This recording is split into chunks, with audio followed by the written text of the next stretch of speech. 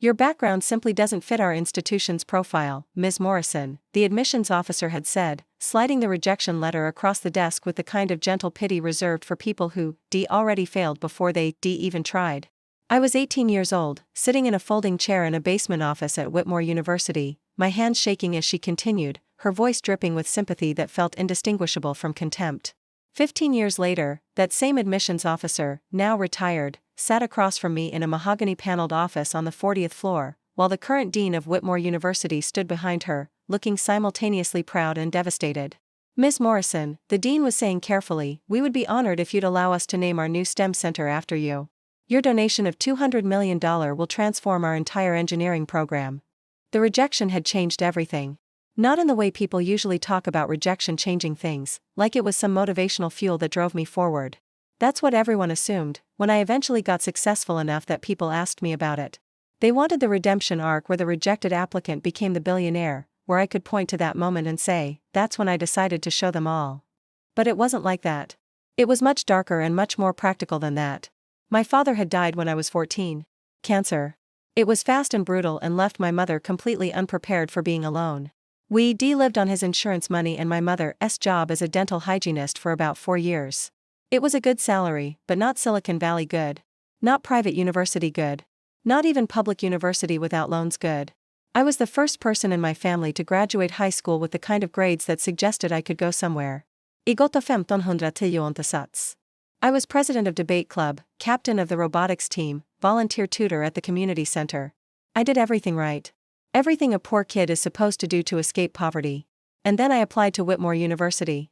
Whitmore was where the tech industry's CEOs went. Where venture capitalists went. Where you went if you wanted to build something meaningful in Silicon Valley. It was ranked third in the nation for computer science, and I was going to study engineering. It was the obvious choice. The logical choice. The path to everything I'd worked for. The admissions officer had looked at my file, my grades, my scores, my achievements, and then looked at me across that desk. And I could literally see the calculations happening behind her eyes. Poor kid. Good scores, sure, but how many of those kids were there every year? Scholarship case, definitely, no way we're getting tuition from her family. Might struggle with the social fit. Might not have the kind of family network that makes Whitmore valuable. You're certainly accomplished, she'd said, and the word, certainly, did a lot of work in that sentence. It meant, for someone like you. But Whitmore has always been selective about maintaining a particular community. We look for students who will contribute to our culture in multiple dimensions.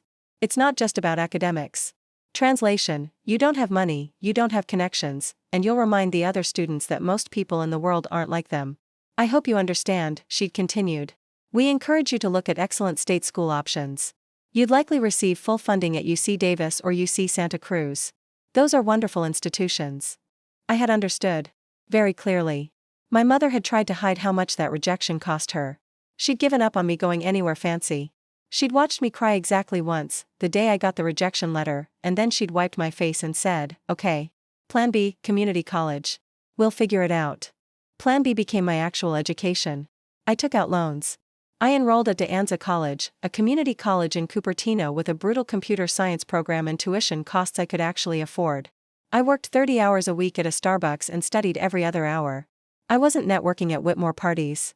I was debugging code at 2 in the morning in my dorm room while my roommate's textbooks from her rich kid university stared down at me from the shelf.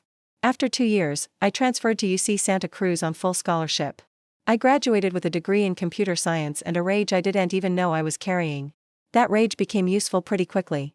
I got hired at a startup in Mountain View, the kind of startup where the founder had gone to Stanford and Stanford's venture capitalists were willing to fund him based on that credential alone, even though he couldn't actually code and had no business sense. I was the person who built everything. I wrote the product. I built the infrastructure. I hired the engineers. And when the founder ran the company into the ground with terrible decisions, I took over. I was 25 years old, and I owned a company worth $70 million. I was 28 when it was valued at $700 million. I was 32 when I sold it for $4 billion. And through every single stage, I kept a mental list of all the people from Whitmore University who'd messaged me on LinkedIn, asking if I wanted to catch up. Asking if maybe I'd like to speak to their classes. Asking if I wanted to donate to their fundraising campaigns. I hadn't responded to a single one of them. At 35, I founded Horizons Education, a company dedicated to building online universities that would provide world-class education to anyone who wanted it, regardless of their background or ability to pay. The mission was simple: destroy the gatekeeping system that had rejected me and thousands of others like me. We started by hiring the best computer science professors from MIT, Stanford, Carnegie Mellon, Harvard. We offered them triple what they made at their universities for 10% of the work: create curriculum, record lectures, respond to a limited number of student questions. We gave them sabbaticals and research funding and the chance to genuinely revolutionize education instead of teaching the same classes to the same privileged kids year after year. Then we charged nothing. We built an accredited computer science degree that cost $0. We built engineering programs. We built business programs. We built liberal arts curricula. We recruited the best instructors in the world and made education free to anyone with an internet connection and the discipline to complete the coursework. Whitmore University watched it happen. They watched as top companies started recruiting from Horizons Education. They watched as our graduation rates and employment outcomes matched or exceeded their own. They watched as students who were rejected by every traditional university institution, just like I had been, built extraordinary careers on the back of a free online degree from a place nobody had heard of 15 years ago. By year 12, Horizons Education had educated 2.3 million students across 147 countries. Our graduates were working at Google, Amazon, Meta, Microsoft. They were founding startups. They were becoming professors. They were changing the world in exactly the ways they were supposed to, except they'd gotten there without needing Whitmore to validate their existence first. Whitmore, meanwhile, was struggling. Applications were down. Enrollment was down. The traditional educational model was crumbling under the reality that you didn't actually need to be in a physical classroom with old men in blazers to learn computer science. You just needed good instructors and the discipline to do the work. The university had tried to adapt. They'd created their own online programs, but they were clumsy and expensive and undermined by their own credential obsession. That's when the calls started. The first contact came from the president of Whitmore, Dr. Ashton Cross, a man I'd never met but who certainly knew who I was by that point. "Ms. Morrison, I wonder if you'd be interested in a meeting," his email had said. "We'd like to discuss potential partnerships that could be mutually beneficial." Translation: "We're dying, and we think you might be able to save us." I'd ignored it. The second contact came from a board member I'd actually known in community college, someone who also been rejected by Whitmore initially, had gone to San Jose State, and had become a venture capitalist. "Jessica, I know there's history there," he'd written. "But Whitmore is genuinely trying to change. And your educational revolution could be accelerated if you had access to their brand and infrastructure." I'd ignored that one too. The third contact came from the admissions officer herself, now retired, tracked down through LinkedIn. It was a letter, actually handwritten, on cream-colored paper. "Dear Jessica," it read. "I have followed your work with Horizons Education for many years now. I have read about your company, your philosophy, your commitment to educational access. And I have thought, many times, about the day I rejected your application to Whitmore. I thought I was protecting something. I realize now that I was simply gatekeeping. I want to apologize, if an apology would mean anything. I believe you're changing the world." I'd cried when I read that letter. Not because the apology mattered, it didn't, not really, but because it meant the woman had finally seen it. Finally understood what she'd done. Finally grasped that rejecting me had never been about my merit. It had been about her own limitations and her institution's own limitations. That's when I decided. I scheduled a meeting with Whitmore's board of directors. Dr. Ashton Cross had set up the conference room. There were probably 15 people around the table when I walked in, including the admissions officer, including the dean who'd been quoted on that rejection letter, including people who'd clearly been briefed that this was the most important business meeting in the institution's recent history. "Thank you for coming," Dr. Cross had started. "We were hoping to discuss a partnership framework that could." "I'm going to give Whitmore University $500 million, I'd interrupted calmly.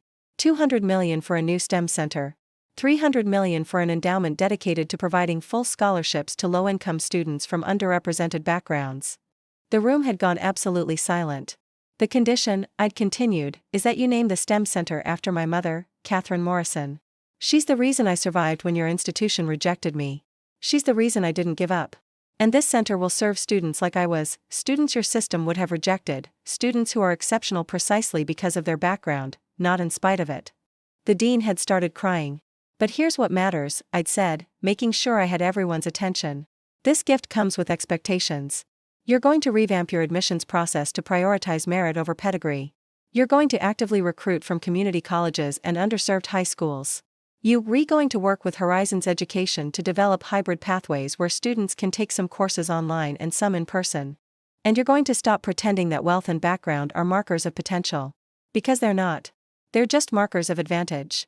Ms. Morrison, Dr. Cross had said carefully, that's a substantial reorientation of that's the price, I'd said simply. Not the money. The institutional change is the price. The money is easy. But changing how you think about people like me? That's actually hard. 18 months later, Whitmore University had completed a full institutional redesign. They hired new admissions staff trained specifically in identifying talent that didn't come packaged in traditional wrappings. They'd implemented need-blind admissions. They launched a partnership with Horizons Education where high-performing online students could transfer credits and complete their degrees in residence. They created what they called the Social Mobility Program, explicitly designed to identify and support students from backgrounds that had previously been reasons for rejection. The results had been extraordinary. Whitmore's entering freshman class suddenly looked different. Not just demographically, though that was part of it, but in terms of raw talent and ambition. These were kids who'd had to work harder to get here, who'd had to prove their merit more thoroughly, who came with a hunger that old money kids could rarely replicate. And the academic outcomes had improved. I stood with the current dean, the admissions officer, and Dr. Cross at the dedication ceremony for the Catherine Morrison STEM Center. There were 300 students there, students who'd been rejected by Whitmore initially, who'd gone to community colleges or public universities, who'd been taken in by Horizons Education.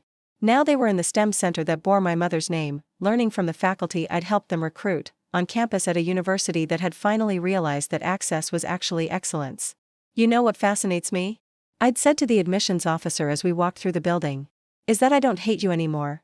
I thought I would. I thought if I ever got successful enough to stand in this room with you, I'd feel this burning need to make you understand what you'd done to me. But I don't. Because I succeeded anyway. I built something bigger than your rejection. I built it without needing you to validate me first. She'd nodded slowly. I know. That's what makes this so humbling. What you did to me, I'd continued, wasn't actually about me. It was about the limitations of the system you were protecting. And you did me a favor by forcing me to find a different path. A path that led me here, where I could fundamentally change that system. My mother had passed away 3 years before the dedication ceremony. She'd gotten to see Horizons Education become successful. She'd gotten to see me become wealthy beyond imagination. But she didn't live to see the center bearing her name. At the dedication, I'd given a speech that I'd written and rewritten 100 times, trying to find words that would honor her without being maudlin. My mother taught me that rejection doesn't determine your worth, I'd said, standing in the center of the building that bore her name. The people who rejected me were operating from scarcity. They thought if they let someone like me in, it would diminish something. They didn't understand that excellence isn't a zero-sum game. That opening doors doesn't close them. That lifting people up doesn't pull anyone down. I'd looked at the admissions officer, still sitting in the front row. I'm not standing here because I proved those people wrong, I'd continued. I'm standing here because I stopped needing to prove anything to them. And in the space where that need used to live, I built something. I built a path for others. And that path is available to anyone with internet and determination, regardless of what any admissions committee thinks about their background. The applause had been thunderous. But the real victory wasn't the applause. It wasn't the building or the endowment or the fact that I was now respected by the very institution that had rejected me. The real victory was that my success had created a pathway for thousands of other people to never experience what I experienced. My success had dismantled the gatekeeping. And that was worth infinitely more than vindication ever could be.